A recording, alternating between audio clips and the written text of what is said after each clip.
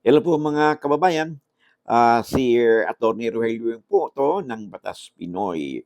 Harinawa sa mga oras na 'to, saan kayo naroroon, kayo ay nasa mabuting kalagayan. Ang ating pong, topic 'no, sa usaping ito ay may kinalaman po sa tinatawag nating parental authority or parental guardian po 'no, sa mga anak po natin, okey? Hanggang hanggang kailan ba, hanggang saan ba 'no, ang magulang ay may karapatan para makialam po 'no, sa buhay ng anak po natin, okay. At, kasi may mga situation na nagkakaroon po ng tensyon ang anak at saka magulang at dito po ay minsan, yung mga anak nagrerebelde, ka naman, nasa edad na sila at, hindi na puwedeng makialam ang magulang, okay. So, ganito po, 'no, there are two kinds of, situation wherein ang magulang po ay bilang magulang ay meron po silang tinatawag natin na parental authority at custody po dun sa kanilang anak, okay. So, speaking of, parental authority, siyempre po, karapatan po ng magulang na mag-impose po ng kanilang kagustuhan na hindi naman labag sa batas 'no, especially in rearing their children 'no. Ire-regulate po nila yun, supervision po 'no, sa mga anak nila 'no, kasi bahagi po ng tungkulin ng magulang. Now, there are times naman po na dumating po yung tinatawag nating panahon na siyempre yung anak po ay magkakaroon po yan ng, yung tinatawag nating emancipation age 'no, kaya situation. Halimbawa po, hanggang saan ba ang may parental authority ang mga magulang sa anak, okey. Well, as a rule po 'no, the moment po na ang anak po ay tumungtong na po yan sa 18 years old, okey. So, by age po nagkakaroon ng emancipation of minority. So that means to certain extent po yung anak po 'no, puwede na po silang mag-decide 'no, tungkol sa buhay nila because they have already attained age of majority. Para certain degree lang po yun 'no, because hindi naman ibig sabihin na absolute po yan. Halimbawa, 'pag ang anak naman po natin mag-aasawa na 18 years old, hanggang wala pa pong 23 years old po yan, ay 'pag mag-asawa po yan kasi kailangan po ang tinatawag nating parental consent or parental advice 'no, as the case may be. So to certain extent, diyan pa rin yung magulang. Now in this particular case 'no, sa sulat po sa atin ni Shai Elodra, yung pong sumulat dito, simple lang po ang kanyang tanong. "Hello po attorney," sabi niya, "ano bang karapatan ng magulang sa anak na may ka-live-in partner? Tapos yung ka-live-in partner po ay may asawa. May karapatan ba kami na mag-ingkas sa kanila bilang magulang? Salamat po." So, sa pagkaintindi ko po sa sulat po ninyo ay, of course hindi ko lang ma-decipher kung anong ibig sabihin mo na may karapatan ba kami mga ingka nila bilang, magulang. 'Pag sinabing ingka, i-assume na bilang, guardian ba o bilang magulang itself 'no, tungkol sa anak. Kasi po, the situation here is the child 'no, ay 18 years old na, I assume at, nagkaroon ng live-in partner, okey. Hindi po maliwanag kasi dito sa tanong ninyo kung ano bang ilang taon na yung anak ninyo.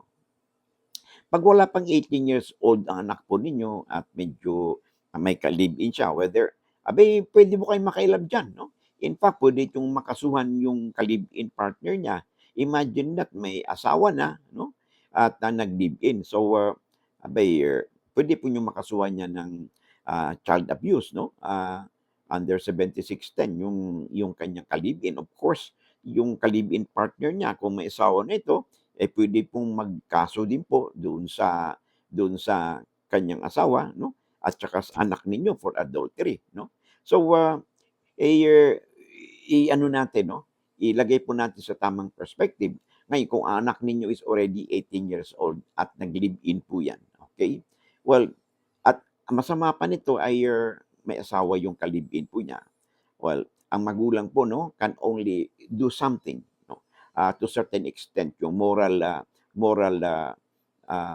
authority lang po ng magulang na pangaralan po ang kanilang anak. Hindi po nila ma-compel yun na, "Uy, wag mong gawin yan," because nasa wastong taong gulang na. Ngayon, another another way of looking at it is since uh, yung lalaki is already married, so perhaps no, yung anak po ninyo ay ay makumbinsi ninyo na hindi po sa tamang daan ang ginagawa ng inyong anak. So, ngayon, hindi naman maliwanag dito 'no, kung nasaan ba nakatira yung anak ninyo. Ngayon kung nasa inyong household nakatira yung anak ninyo, abay siyempre po to certain extent, meron din po kayong karapatan at kung tungkol po sa inyong anak 'no, especially nasa bahay po ninyo 'yan, to certain extent puwede ninyong paalisin sila, huwag niyong patirahin do'n sa inyong bahay 'no. Ah, so, 'yan ang inyong gagawin but as a parents 'no, pinaka-ano do'n is you can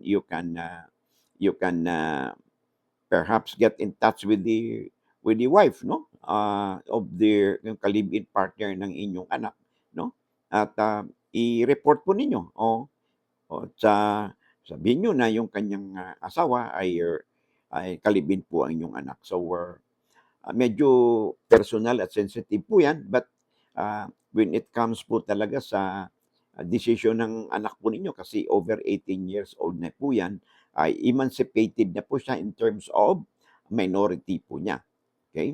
So, there are also, meron pong ibang emancipation din po na paraan 'no, na kung saan ang isang magulang ay mawawalan po ng parental authority. Katulad niyan, the attainment of an age of majority, yun na, emancipated na po siya. At lalo na po kung nag-asawa po 'yan, legally na po 'no, nag-asawa, kasal, um, emancipated na po 'yan. 'Pag sinabing emancipated ay hindi na po maaaring makialam ang magulang 'no, sa buhay po ng kanilang anak except 'no, magbigay tayo ng guidance, magbigay tayo ng, ng suporta sa kanila to certain extent 'no. Pero yung pakialaman sila 'no, in terms of kanilang decision, hindi po puwede because they are deemed already emancipated. So 'pag emancipated na sila, kumbaga ay sa bansa po nag-declare na ng independence yung anak po ninyo. So therefore, hindi na tayo puwedeng makialam sa kanila in terms po sa kanilang buhay nila, sa kanilang pamilya. Kasi, ah, they are already emancipated, daughter or son po ninyo.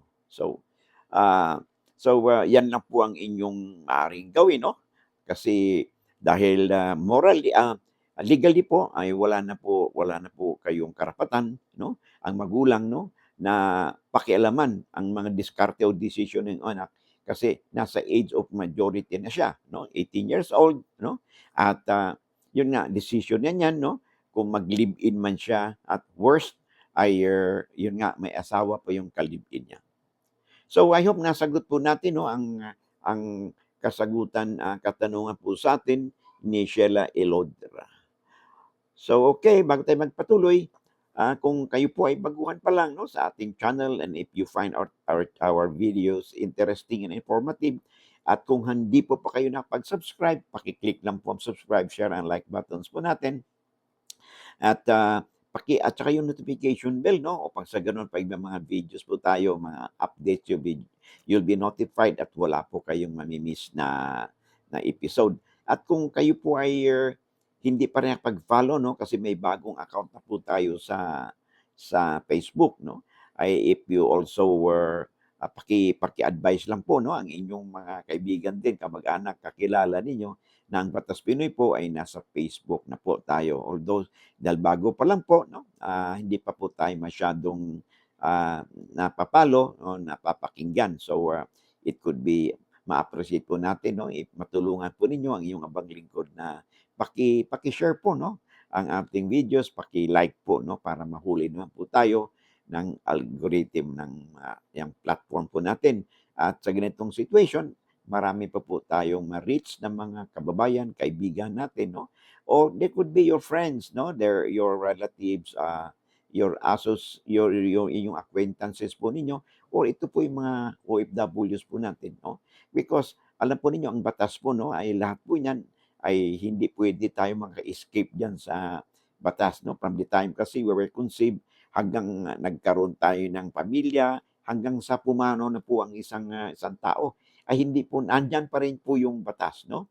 Kasi nandiyan yung usapin tulad nito 'no, sa usapin niyo this is family law, tapos mayroong mana, property sa titulo ng lupa. Wala po talagang, katapusan po 'yan. Kahit na ang pumanaw na isang tao, meron pa rin pong batas po 'yan, paano i-handle yung kanyang naiwang ari-arian na, paano yung kanyang mga, na tagapagmana, yung mga heirs po niya 'no, mga pag-dispose niya sa kanyang properties. So, mayroon po talagang kaakibat na batas po diyan kaya napakamahalaga po 'no, na kahit paano ay meron tayong alam sa batas. So, bye for now and, thank you for your time and I hope to see you again in the next video po natin. God bless.